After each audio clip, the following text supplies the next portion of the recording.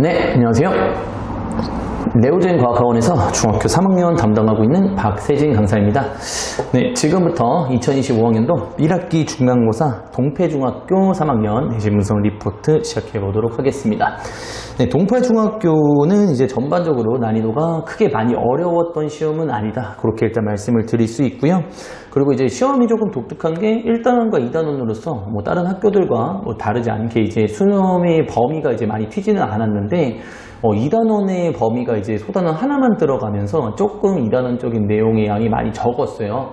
그래서 이게 이제 어떻게 보면 학생들 입장에서는 조금 이제 편한 상황이죠. 시험 범위가 좀 적다 보니까. 그래서 보통 이제 시험 범위가 적으면 문제도 좀 어렵게 내는 경향성을 가지고 있는데, 동패중학교는 이제 워낙에 과학을 조금 쉽게 내는 경향을 좀 가지고 있다 보니까 내용들도 그냥 교과서에서 내볼 만한 대표적인 유형들의 문제로 구성이 되어 있어요. 그래서 아이들이 이제 실수만 하지 않으면, 그죠? 이제 뭐 문제를 잘못 읽는다든지 OMR 체크만 잘못하지 않는다면은 무난하게 좋은 점수 가져갈 수 있었던 시험이다.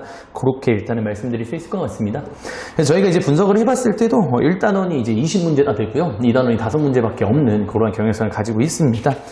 옆에 보시면 이제 제가 단원별 문헌 분석이라고 해놔서 일단은 문제들, 시험에서의 문제들을 몇 문제 뽑아놨는데요.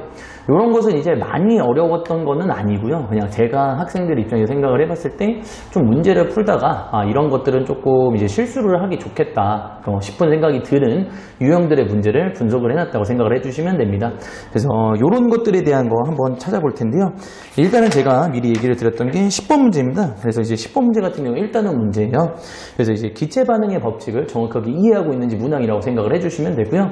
기체 반응의 법칙이 이제 워낙에 어렵진 않습니다. 그래서 이제 반응하는 물질들이 전부 다 기체라면 일정한 부피의 비율로 반응한다. 이게 이제 기본적인 개념이라고 생각을 해주시면 되는데, 거기에 이제 대표적인 유형 문제가 딱 하고 나왔어요. 그래서 이제 표를 보시고 여기서 핵심은 반응하는 물질들이 얼마만큼 반응할 것이냐, 그걸 보고 이제 남아있는 것과 그 다음에 이제 없어진 양을 통해서 반응하고 생성되는 비율만 깔끔하게 구해주게 되면 이제 나머지 부분에 대한 빈칸을 채우면서 문제를 해결해 나갈 수 있는 상황이 됩니다.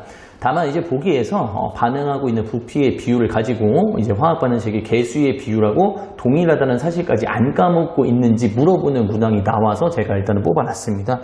보통 아이들 같은 경우는 단순히 계산하는 거에서만 조금 생각이 끝나고요. 그 이후의 개념들을 좀 외우지 않는 경향이 있다 보니까 실수하기에 조금 좋은 문항이었습니다.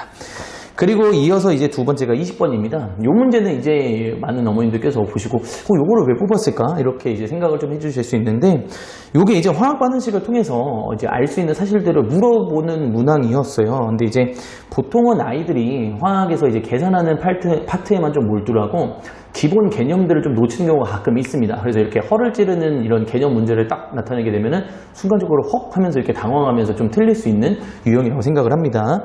그래서 이제 이 부분은 이제 정말 학교에서 얘기해 주는 것과 그리고 이제 제가 추가적으로 조금 더 설명해 주는 부분만 잘 대비를 하셨다면은 크게 많이 어렵지는 않았을 거예요. 그래서 이제 이 부분을 제가 한번 잡아놨고요. 그리고 마지막은 이제 21번 문항입니다. 그래서 이제 2단원 쪽에 있는 문항이라고 생각을 해주시면 되고, 보통 이제 복사평형의 원리를 알아보는 문제였기 때문에 이제 복사평형에 대한 개념만 정확하게 가지고 있다면 실험을 통해서도 이제 온도가 변하지 않는 이유에 대해서만 잘 챙겨가시면은 어떠한 미사 여부가 나와도 개념적인 걸로만 충분히 해결할 수 있는 문제입니다. 다만 이제 물체와의 거리가 달라졌을 때 복사평형의 실험 결과가 좀 달라질 수 있는 상황이 드러나게 돼요. 그래서 그 부분이 응용되는 문제라고 생각을 해주시면 됩니다. 그래서 그 파트가 조금 들어왔기 때문에 실수를 할 수 있지 않았을까 생각이 들어서 문항을 잡아놨다고 생각을 해주시면 되겠습니다. 그래서 뭐 동패중 같은 경우에 저희가 이제 시험 대비를 하게 되면 물론 이제 워낙에 쉽게 나오는 게 맞기는 해요. 근데 이제 아이들 입장에서 조금 방심만 하지 않고 정말로 학교에서 얘기하는 내용들 그리고 프린트만 잘 챙겨가게 된다면은 충분히 아이들 입장에서도 가져갈 수 있는, 충분히 좋은 점수 가져갈 수 있는 그런 시험 대비가 되지 않을까라고 생각을 하고 있습니다. 네, 끝으로 저희가 학원에서 준비한 내용들이 있습니다. 그래서 이제 저희가 이번 연도부터 일단 일산 지역에 있는 이제 중학교의 기출 문제들을 조금 이렇게 모으게 되면서 학원에서 이제 자체적으로 제작을 해서 아이들한테 이제 나눠주고 있어요.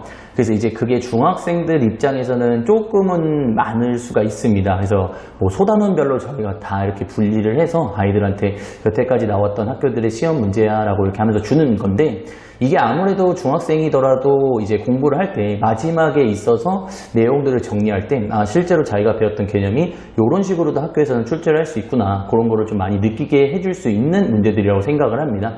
그래서 어머님들, 학부모님들께서는 조금 이제 이런 문제들이 많다고 해서 아이들이 너무 힘들어 할 수도 있지만, 그 부분은 이제 아무래도 힘든 만큼 질질적인 이제 문제들로 모아놓은 거다 보니까 아무래도 좀 더 도움이 많이 되는 문제들이겠죠. 그래서 약이 된다고 생각하고 그 문항들을 저희가 나눠줬을 때 최선을 다해서 그 문제들을 아이들이 다 챙겨갈 수 있도록 지도 한 번씩만 해주시면 좋을 것 같습니다. 네, 이렇게 해서 동패중학교 3학년 내신 분석 리포트 마무리 짓도록 하겠습니다. 네, 영상 끝까지 시청해 주셔서 정말 감사합니다.